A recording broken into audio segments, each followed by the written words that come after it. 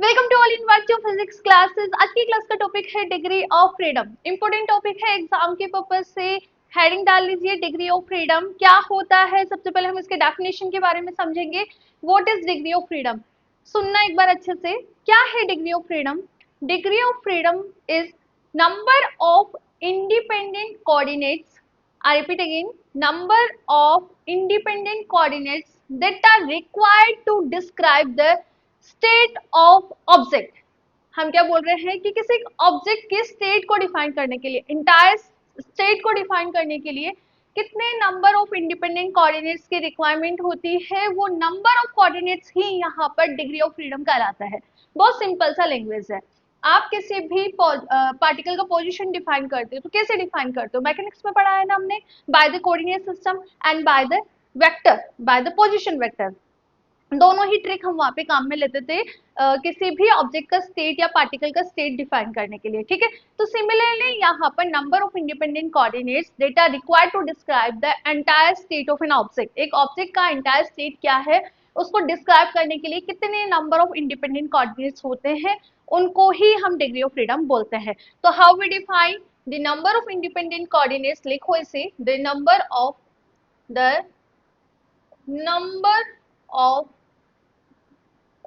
independent coordinates that are that are required that are required to describe the that are required to describe the position of object या फिर particles, object या फिर particles are known as DOF, degree of freedom of that object या फिर that particle. उस particle या object का वो डीओएफ कहलाएगा। लाइक दैट हम बात करें बेटा, हमारे पास ये एक वायर है, इस वायर पे कोई आंट मूव कर रही है, ठीक है, इस तरह से। तो इस आंट का डिग्री ऑफ फ्रीडम कितना हुआ? Wire is the one dimensional, ठीक है। तो इसका पोजीशन डिफाइन करने के लिए एक ही कोऑर्डिनेट की हमें जरूरत है, तो इसका डी ऑफ कितना हो जाएगा? वन। लाइक दैट हमने ये वायर ले लिया अलोंग द एक्स एक्सिस, तो हमें केवल एक्स कोऑर्डिनेट की रिक्वायर है इसकी पोजीशन को डिफाइन करने के लिए, ठीक है। तो यहाँ पे लिखो, if the motion of object या फिर पार्टिकल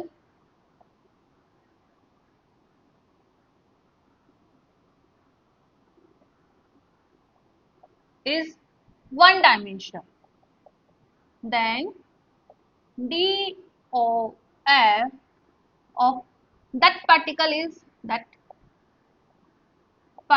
is वन, ठीक है। सिमिलरली मोशन यदि प्लेन में हो रहा है, तो प्लेन हम बोलते हैं बेटा x y plane, y z plane, z x plane, तो हम वहां पे क्या बोलेंगे?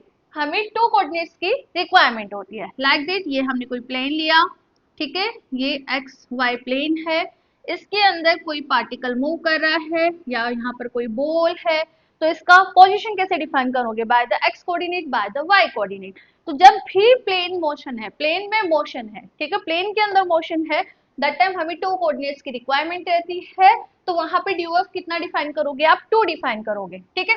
If the motion of particle in a plane, if the motion of particle या फिर object in in plane, in a plane, ठीक है, that time two coordinates are required to describe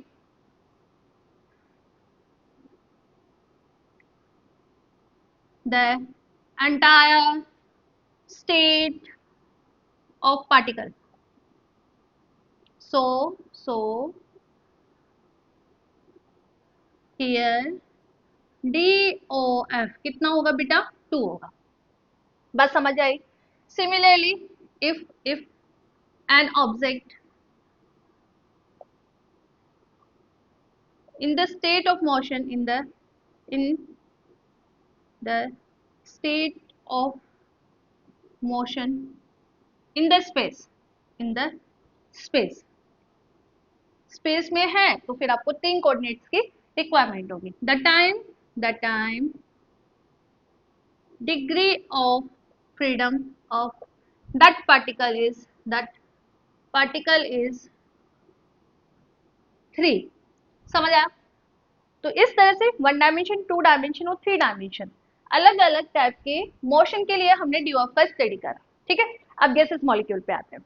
बेटा मैं बात करूं कि हमारे जो गैसेस मॉलिक्यूल है वो है मोनोएटॉमिक।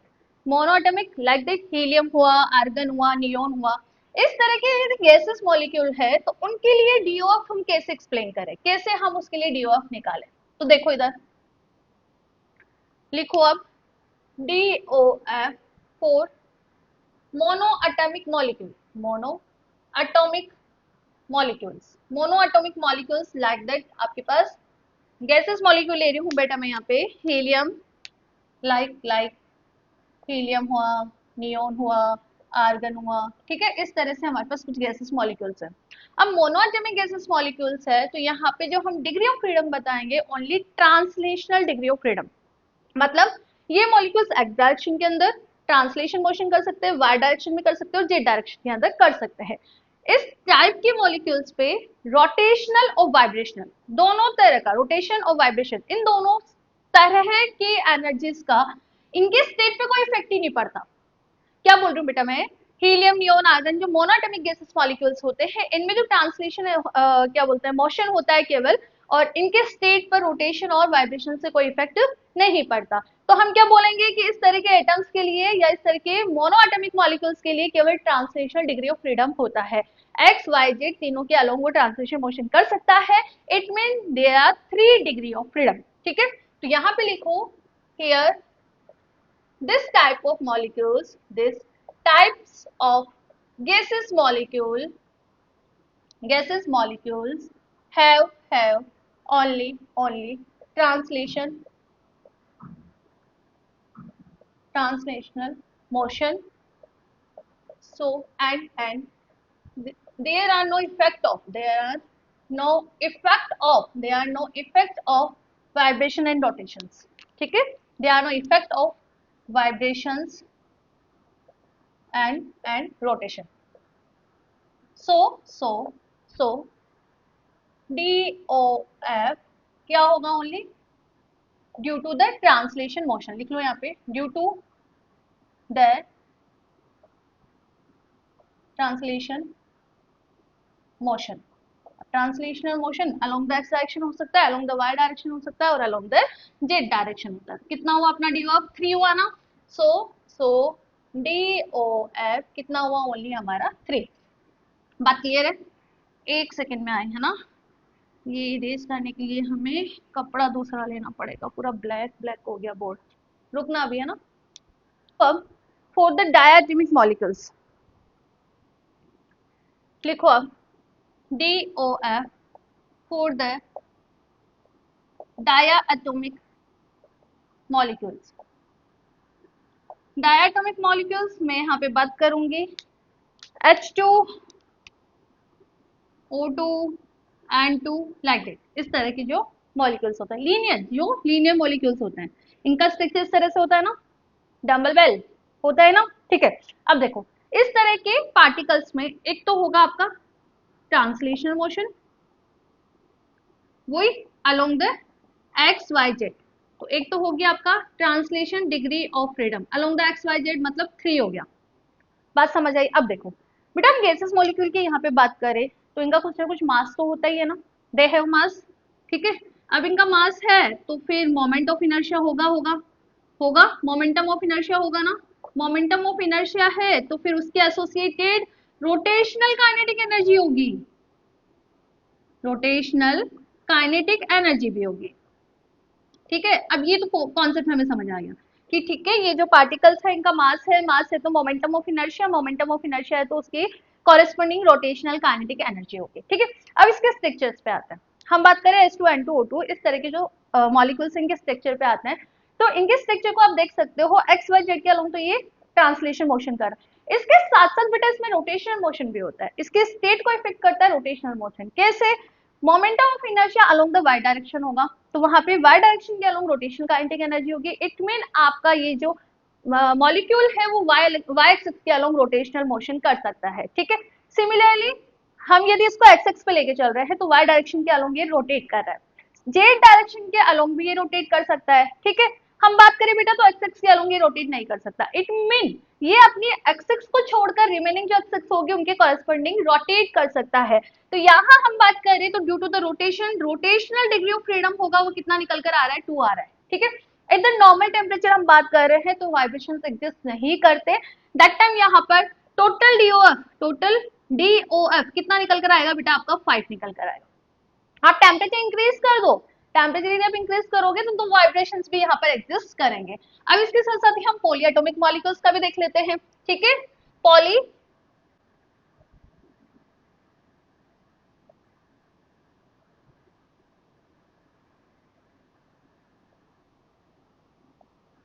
H2O हो गया, CO2 हो गया, लाइक दैट, ठीक है। इस टाइप के पार्टिकल्स में ट्रांसलेशन डी ऑफ आपका कितना रहेगा, 3, ठीक है। इसके साथ साथ ही अब इसका लीनियर स्ट्रक्चर तो है ही नहीं, तो रोटेशनल डी ऑफ भी होगा, वो कितना होगा इसका, 3 होगा। इसके साथ साथ हम बात करें if non rigid body and at high temperature, and temperature मैं एरो ऊपर लगा रही हूँ मतलब हाई टेम्परेचर है, इंक्रीजिंग टेम्परेचर, तो वहां पे फिर आपका वाइब्रेशंस भी होगा और वाइब्रेशनल डीओएफ भी वहां पर इंट्रोड्यूस आपको करनी पड़ेगी। तो इस तरह से हम पॉली एटॉमिक मॉलिक्यूल्स की बात करें तो ट्रांसलेशन मोशन के साथ साथ वहां पे रोटेशन होंगे, रोटेशन के साथ साथ वहां पे at high temperature, room temperature की बात नहीं कर रही मैं, हाई टेम्परेचर पे वहां पे वाइब्रेशनल डीओएफ भी होगी। तो इस तरह से इनका डिग्री ऑफ फ्रीडम इंक्रीज होता जाता है और अलग अलग मॉलिक्यूल्स के स्ट्रक्चर के अकॉर्डिंग उसका डीओएफ होता है, ठीक है। So I hope so degree of freedom का कॉन्सेप्ट आपको समझ आ गया। इन द नेक्स्ट लेक्चर हम इक्विपार्टीशन थ्योरम के बारे में स्टडी करेंगे और इसका कंप्लीट डेरिवेशन भी डेराइव करेंगे कि कितना निकल कर आता है इक्विपार्टीशन थ्योरम में वैल्यू।